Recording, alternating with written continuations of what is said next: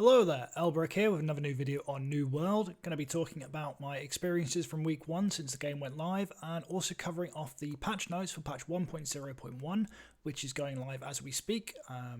Currently hoping the servers will be up soon, but looks like there's been an hour delay, so good opportunity to make a video. Yeah, a lot of talk on servers, queues, AFKers, lot to go over, but without further ado, let's get into it. So, week 1 experiences. I think for a lot of people that involves a lot of queue times and a lot of full servers. So, starting with the day the game went live, created a character on Helheim EU server. Had a great first day, got to level 20. Personally didn't see any issues with queue because it was on when the game first launched. And had a really great first day. However, other people trying to either log in later in the day or maybe who crashed out of the queue or out of the game very early on, then we're experiencing 4, 5, 6 hour queue times. Helheim was one of the most popular EU servers, it turns out, but that wasn't the only one. A lot of other servers had heavy queue times. A lot of people moved to the quieter servers, myself included, once they realised how big the queue times were on Helheim, and a lot of the quieter servers then became busy servers themselves. So from my perspective, spent day 1 on Helheim, day 2, 5 hour queue, so decided to create the character on Full, which was one of the quieter EU servers at the time, but quickly became full itself. And if you were logging on in the afternoon or evening, you'd experience a 4 or 5 hour queue time again. So quite a lot of frustration around that. Quite a lot of people really annoyed that they couldn't get into the game to play with their friends. Amazon did release a whole bunch of new servers, but obviously, like we said, created characters on some servers and spent a lot of time working them, or people just want to play with their friends. It's not the greatest because, well, you can't unless you join a quieter server. But then it became announced that there would be some character transfers, which, calmed everybody down. You can join a quiet server, play the game until the character transfers come out, and then everybody can transfer their characters to the same server and enjoy playing together, which is what me and a load of other people are waiting for. There's about 10 of us spread about different servers at the moment, maybe more. Actually, might be 4 servers. So yeah, we're all waiting for the character transfers so that we can find a central place to actually play the game together. Don't want to speak too much about the servers and queues, other than, I suppose the only other thing I want to cover off is AFKers. So one of the issues that was causing a lot of queue times, it was people going AFK. Because of the queue times, people think, well, I don't want to log out, come back in a couple of hours and be in a 5 hour queue. I'll just leave myself AFK and weigh down one of my direction keys so it doesn't look like I'm stood still, not doing anything. Trying to cheat the AFK detection, essentially. Amazon seem to have done quite a bit of work in trying to tackle this by either better detection. They've reduced the AFK timer now, which we'll talk about in the patch notes. And that does seem to have done something to the queue times. The last couple of days, the queues do seem to have been going down quicker, so hopefully that means they're picking up more people getting kicked from the game for being AFK. And yeah, hopefully that'll help whilst we wait a few more days, hopefully not much longer than a few more days, before character transfers for servers comes out. Otherwise, in terms of week 1 experience, I've done Amrine a couple of times. The first time I did it was on Helheim, and that was a terrible experience because the dungeon was just filled with lag. Our tank would engage with an enemy and not see his interactions activate on the enemy, so no damage, no taunts, until 20-30 seconds after he'd hit or popped an ability to taunt, which was not great. We also saw this from the enemy's perspective. Any knockdowns or knockbacks would register when the enemy was still 4 or 5 meters away. Vomit pits, or vomit puddles rather, would not appear on the screen, and you just see your health slowly draining away and wonder why, and then suddenly you see, oh, there's a vomit pit I've been stood in that I didn't know was there because I couldn't see it. But yeah, that was one day. I think that was Saturday. I tried Amrine on Helheim, and I tried it on Fool yesterday evening, and no lag at all. Perfectly fine experience, really enjoyed it. PvP, engaged and taken a fort and defended the fort and engaged in some of the PvP faction missions and had a lot of fun in all of that. Haven't had a chance to take part in one of the wars yet, but hoping I'll be able to do that maybe this week or in the coming weeks. And I haven't done too much of the crafting so far. That's something I'm probably going to try and focus on this week. I might maybe try and make a video or two on crafting. If there is something in particular you would like to see a video on, put it in the comments and I'll see what I can do.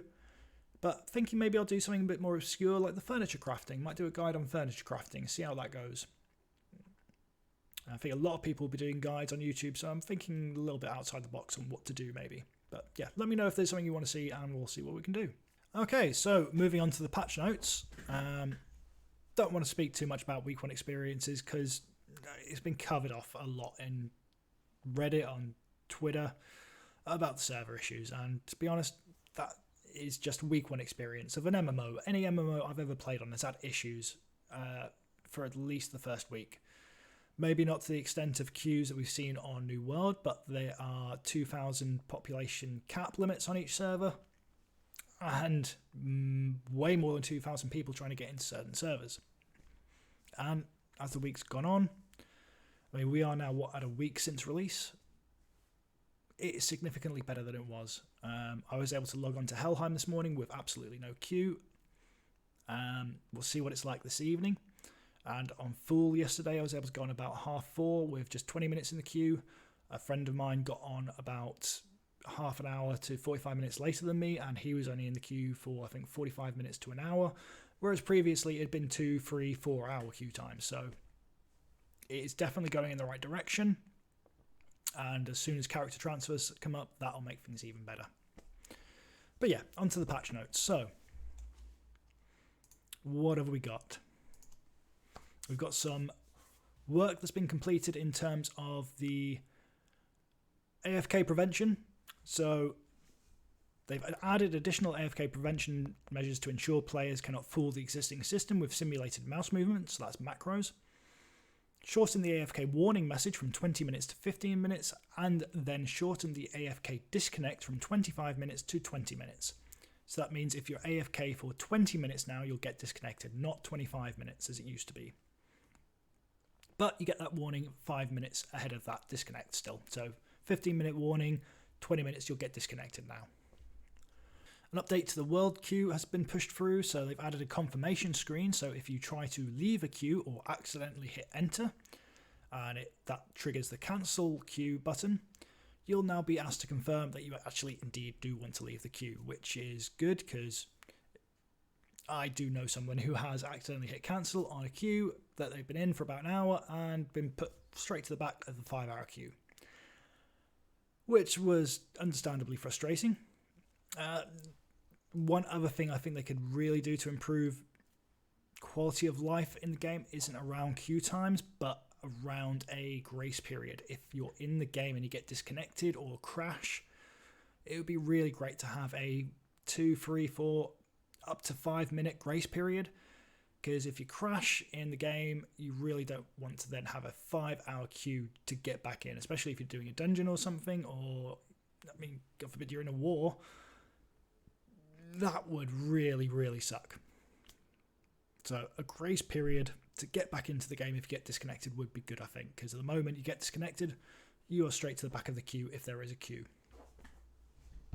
A change has been made to the war mode. So previously, turret projectiles were just that, projectiles, whereas it's been changed now to use hit scan detection.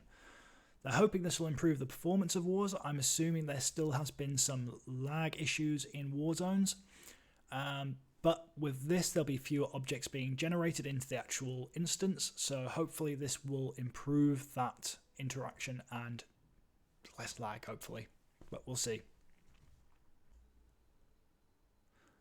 There's been a load of bug fixes. We won't cover them all off, but we'll go over some of the really important ones, particularly around spawn timers. So Pastor Walsh, who is an elite mob that spawns in the southwest of Brightwood, he was constantly respawning as soon as he died, so you'd see people exploiting him for XP and for item drops.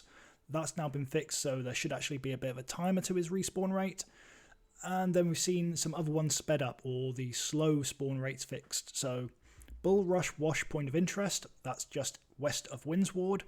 That was seeing some slow timers for the mobs to spawn in. You'd see 1, 2, 3 minutes sometimes between mobs spawning, and a lot of people standing around waiting for them. Overseer Zane was apparently seeing some slow spawn rates, and Master Zint actually wasn't a slow spawn rate, but he was copying himself multiple times, so you'd see 4 or 5 of him running around Canaan Tomb Point of Interest. Those are kind of the big quest fixed mob fixes that we've seen so far. There's a few other fixes like the Pirate Stance emote not generating the barrel, other little things like that, but we won't go into those too much. And that is kind of it really for the high level notes on the patch notes. So yeah. Leave your comments down below on what your experiences from week 1 were. I imagine a lot of that will be queue times and servers, but if you've had some fun with something or found something else other than servers or queues frustrating, put it down in the comments. But otherwise, we'll call it a day for this video. I hope you enjoyed. If you did, please like and subscribe. But otherwise, see you soon.